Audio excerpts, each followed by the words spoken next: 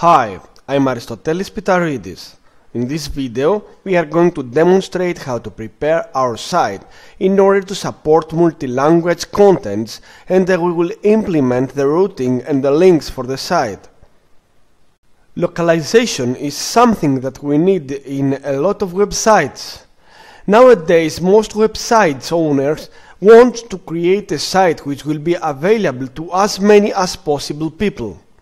In order to achieve it, we have to make available our site to as many as possible languages. There are a lot of different approaches in order to make a website multi-language. Most web developers create multiple different sets of web pages with static contents, one different for each language that they want to include in the website, and they add a link for each language which leads to the home page of the equivalent language. For me, this is not the right approach. When a visitor has a page on the browser and he wants to see the contents of the page in a different language, by clicking the selected language link, he has to get the contents of the page in the selected language.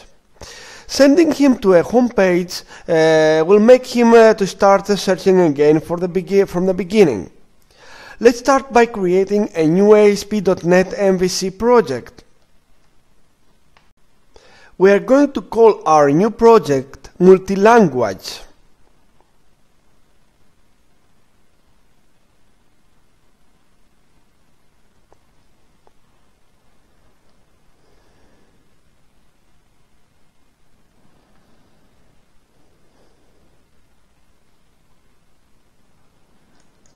The first thing that we have to do is to change the root config class, which is located in the Upstart folder, so that the site's URL will contain a value which will tell us what is the current language that the site user uses in order to display the contents. In the URL part, we create a new parameter which will be called language. We also define the default value for the language parameter, which will be set to be equal to the default language that we want our site to have. We can change this value anytime.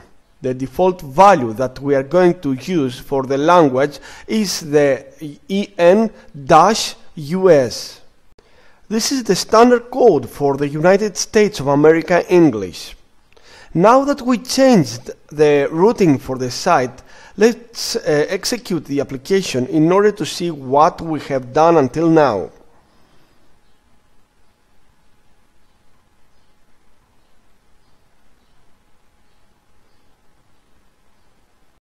We can see that the framework automatically adopts the new parameter that we created for the URL, and it displays the default language as part of the URL. The final thing to do in order to finish with the routing and navigation of our site is to create the links which will change the language.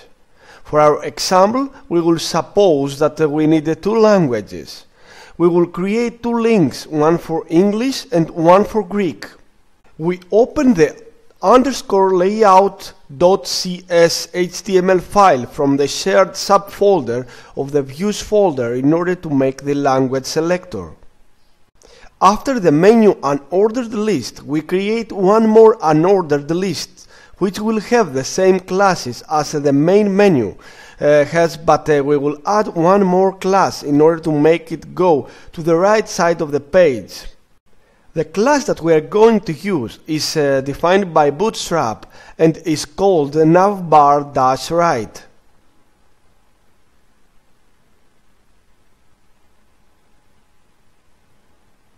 After that, we will create a new item for our unordered list, which will represent the English language. We will use the action link HTML helper. The first parameter will be the word English, which will be the text that will appear on the screen. The next two parameters have to be the names of the action and controller, and because we do not know what values they have, because they change every time, we have to find them by code. So we will have to write some code instead of typing the actual name. In order to make it, we will use the root data property of the view context object, which has a root value dictionary property called values, where we can get the names of the current action and controller. Finally, we have to define the language code for the United States of America English language, which is EN-US, and use the null value for the last parameter.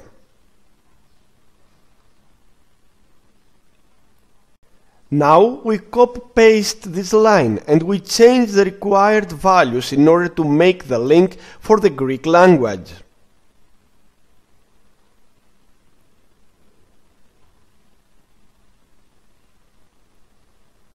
Now we are ready to see if everything works fine. Let's execute the application.